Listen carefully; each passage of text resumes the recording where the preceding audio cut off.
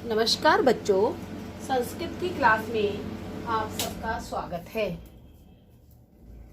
आपने अपने पाठ 6 में प्रत्यय का अध्ययन किया था। हम यहाँ उन प्रत्यय को कैसे हमारे त्वा प्रत्यय बनते हैं, कैसे तुमुन प्रत्यय बनते हैं और ल्यप प्रत्यय हमारे कैसे लगते हैं, ये हम सीखेंगे। बच्चों, सबसे पहले हम सीखेंगे कि हम प्रत्यय किसे कहते हैं। प्रत्यय ऐसे शब्दांश हैं जो किसी शब्द या धातु के अंत में लगकर उस शब्द के अर्थ में परिवर्तन कर देते हैं, तो उन्हें हम कहते हैं प्रत्यय। उपसर्ग हमारे शब्दों के पहले लगते हैं और प्रत्यय शब्दों के या धातुओं के बाद में लगते हैं। ठीक है बच्चों, जैसे लिख में हमने त्वा प्रत्यय जोड़ा, बना लिखित्वा।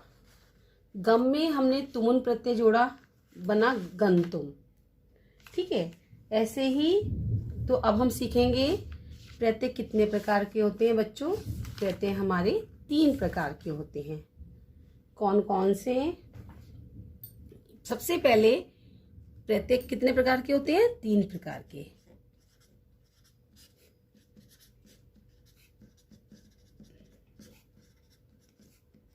होते हैं। ठीक है बच्चों,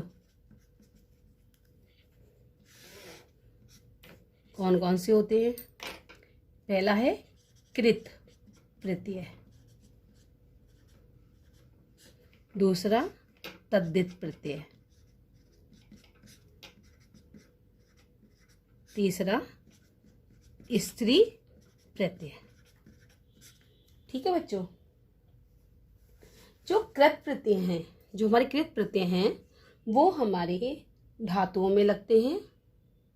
ठीक है, और तद्धित प्रत्यय हमारे संज्ञा में लगते हैं और उसका अर्थ बदलते हैं। ठीक है, संज्ञा में लग जाते हैं और उनका अर्थ बदल देते हैं। स्त्री प्रत्यय पुल्लिंग शब्दों के साथ जुड़कर स्त्रीलिंग शब्द बनाने वाले प्रत्यय स्त्रीलिंग प्रत्यय कहलाते हैं। ठीक है बच्चों, अब सबसे पहले दोहरा लीजिए कि मैंने आपको क्या समझाया है। प्रत्यय किसे कहते हैं? प्रत्यय ऐसे शब्दांश हैं जो किसी शब्द या धातु के अंत में जुड़ते हैं और उसके अर्थ में परिवर्तन कर देते हैं। प्रत्यय कितने प्रकार के होते हैं? प्रत्यय 3 प्रकार के होते हैं। कृत प्रत्यय, तद्धित प्रत्यय, स्त्री प्रत्यय। कृत प्रत्यय कौन कौन से होते हैं?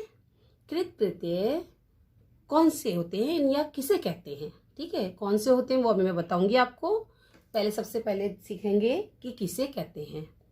कृत प्रत्यय जो धातु में जुड़कर संज्ञा या विशेषण शब्द बना देते हैं, उन्हें हम कृत प्रत्यय कहते हैं। एक बार फिर से समझ लो, जो धातु में जुड़ते हैं, जैसे पट धातु में जुड़ा, ठीक है, और उससे संज्ञा शब्द बन गया या विशेषण शब्द बन गया, वो हमारा कृत प्रत्यय कहलाता है। तद्धित प्रत्यय संज्ञा में लगते हैं और उसके अर्थ में परिवर्तन कर देते हैं। स्त्री प्रत्यय पुल्लिंग शब्दों के साथ जुड़कर स्त्रीलिंग शब्द बनाते हैं। जैसे बालक में टाप जो प्रत्यय जुड़ गया, बालिका बन गया। तद्धित में, तद्धित मतु प्रत्यय में तद्धित के कैसे बनता है? श्री में जुड़ा, श्रीमान बन गया।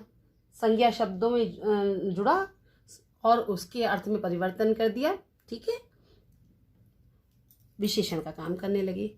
ठीक है बच्चों, अब हम हमारी पाठ्य पुस्तक जो हमारा ये जो 7th क्लास में हमारे पास कृत प्रत्यय के हम सिर्फ 3 ही उदाहरण लेते हैं। आज हम अपने कृत प्रत्यय सीखेंगे। देखिए बच्चों, कृत प्रत्यय बहुत सारे होते हैं। कौन कौन से? त्वा प्रत्यय, तुमुन प्रत्यय, ल्यप प्रत्यय।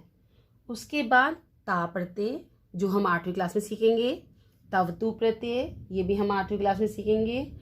तव्यत प्रत्यय, अन्यल प्रत्यय, ये हम 9th 10th में सीखते हैं। और क्षत्रि और शानच प्रत्यय। हम अपनी 7th क्लास में सिर्फ 3 प्रत्यय सीखते हैं, त्वा, दूसरा है तुमुन, तीसरा है ल्याप। अब बच्चों मैं तुम्हें आपको ये समझा रही हूँ कि त्वा प्रत्यय, जो त्वा प्रत्यय है उसका अर्थ क्या होता है। देखिए बच्चों, त्वा प्रत्यय का अर्थ है करके। ठीक है, क्या अर्थ है त्वा प्रत्यय का? करके। ठीक है, त्वा माने करके। इसका बच्चों का लोप हो जाएगा और धातुओं में त्वा जुड़ेगा। ठीक है, इसमें जो त्वा प्रत्यय है ये जब धातुओं में प्रयोग होगा तो का लोप हो जाएगा और त्वा जुड़ेगा।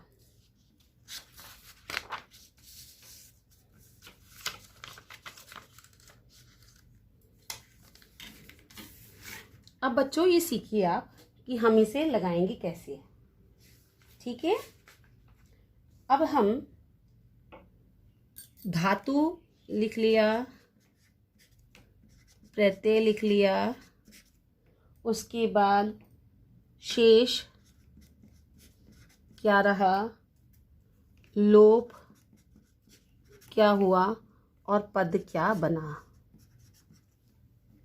धातु जैसे मैंने पठ धातु में लिया, प्रत्यय त्वा प्रत्यय, शेष क्या बचा हमारा, त्वा शेष रहेगा, लोप काय का हुआ, का और हमारा पद बन गया पठित्वा।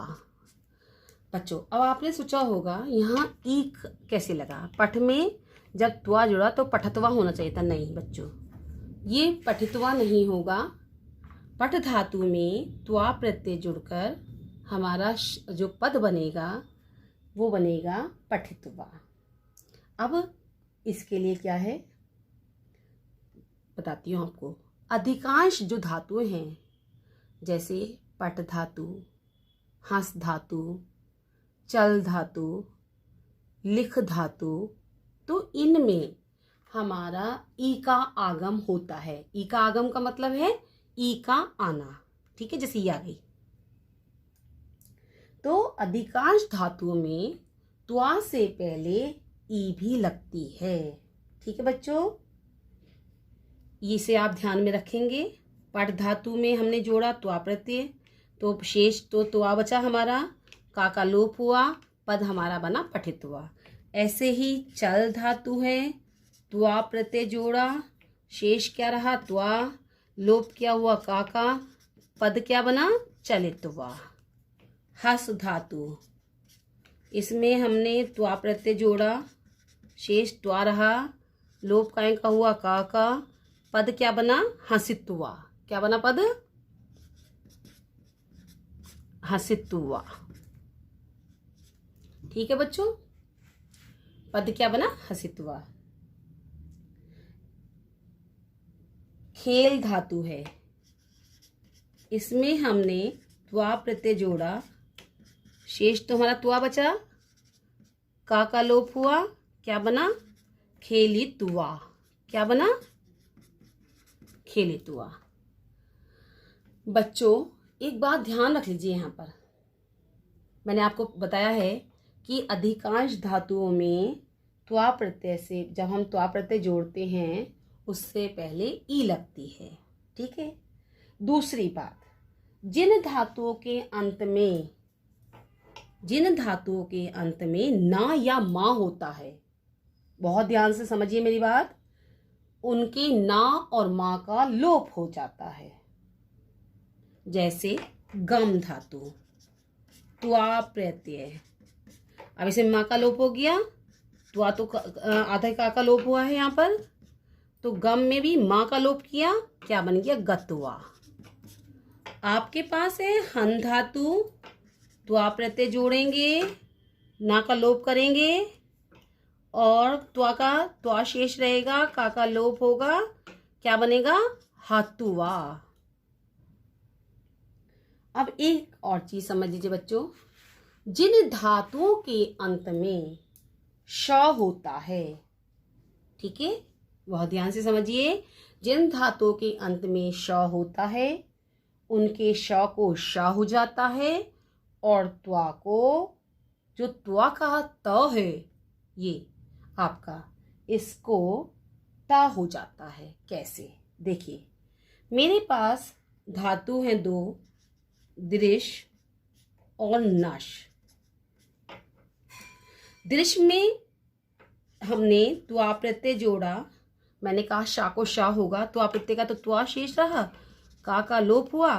लेकिन अब समझिए, क्योंकि श है तो पहले इसको श होगा, ये बन गया। अब इस ट को ट होगा, ये बन गया। क्या बन गया? दृष्टवा। ऐसे ही नश धातु है, त्वा प्रत्यय है। ठीक है, नश धातु में भी शा का लोप होगा, त्वा प्रत्यय और का तो शेष रहता ही है जो आप करते आ रहे हो। ठीक है, नश धातु में भी शा को श होगा, ता का ट होगा, क्या बन जाएगा? नष्टुवा।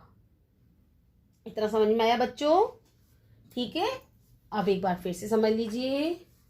हाँ, प्रत्यय क्या है हमारे? प्रत्यय जो शब्दांश के, ठीक है, जो शब्दांश किसी शब्द या धातु के अंत में लगकर उसके शब्द के अर्थ में, उस शब्द के अर्थ में परिवर्तन कर देते हैं, उन्हें हम कहते हैं प्रत्यय। अर्थात जो शब्दांश किसी भी शब्द या धातु के अंत में लगते हैं और उसमें परिवर्तन कर देते हैं, यानी कि बदल देते हैं उसे, तो उसे हम कहते हैं प्रत्यय। यानी कि धातु या शब्द के जो बाद में लगते हैं वो प्रत्यय हैं, जो शब्दों के पहले लगते हैं उन्हें हम उपसर्ग कहते हैं। ठीक है, ये तो आपने पढ़ाई ही है। अब बच्चों, हमने देखे कि हमारी सप्तमी कक्षा में 3 प्रत्यय कृत प्रत्यय के अंतर्गत जो आते हैं वो हम सीख रहे हैं। मैंने आपको सबसे पहले सिखाया त्वा प्रत्यय। त्वा प्रत्यय का अर्थ क्या है? करके। जैसे मैंने पठत्वा लिखा, पठित्वा बना पढ़ करके। चलत्वा, चलित्वा, चल करके। हंसत्वा, हंसित्वा, हंस करके। खेलत्वा, खेलित्वा, खेल करके। बच्चों, इसी तरह से हम आगे वाले शब्द, जो हमारे पद हैं, शब्द हैं, उनके भी अर्थ निकाल लेंगे। ठीक है, जैसे समझ लो आईएनजी जब इंग्लिश में लगाते हैं ना, जैसे स्विम में हमने आईएनजी लगाया, स्विमिंग हुआ, तो यानी कि तैर करके, है ना। जैसे आप कहते हो कि तैर करके मैं घर आया। ठीक है, तो ऐसे ही हम कहेंगे त्रित्वा, अहम गृहम आगच्छम। ठीक है, तो बच्चों आप भी ऐसे ही अपने वाक्य को बनाने का प्रयास करेंगे। अब मैं आगे आपको जो बता रही थी वो और समझ लीजिए।